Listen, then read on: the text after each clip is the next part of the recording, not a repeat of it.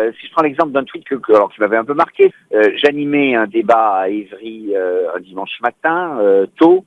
J'arrive donc un peu en retard à la séance et Coronado envoie en tweet sur le thème Mariton arrive juste maintenant, à quelle heure c'est donc terminé la messe. J'ai trouvé ça tellement stupide et inapproprié sur le fond par ailleurs que je suis intervenu en séance, j'ai pris la parole en séance pour dire Coronado tweet c'est son droit mais il peut peut-être pas raconter tout à fait des âneries.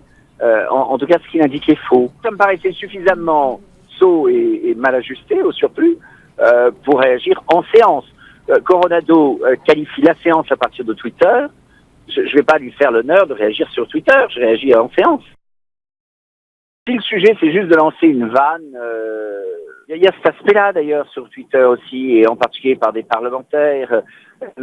Attention à la dimension narcissique de l'exercice, ça revient aussi un peu à ça. D'une certaine manière, ils se parlent à eux-mêmes.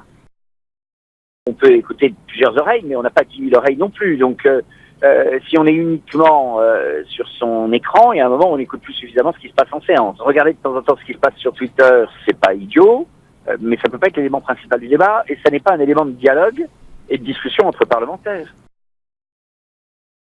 Verbatim, c'est en général mon collaborateur qui les reprend. Les réactions plus spontanées, c'est ma femme. C'est le feeling qu'on doit avoir entre nous. Il pourrait y avoir une ligne éditoriale plus claire. Je ne sais pas nécessairement ce que je vais dire à l'avance et c'est à quoi le débat va tourner, mais je pourrais probablement orienter un peu plus le collaborateur sur il risque d'y avoir tel truc intéressant. C'est plutôt là-dessus qu'il faut y aller. Voilà. Ce que je ne fais pas assez, mais ce que sur votre conseil, je ferai davantage.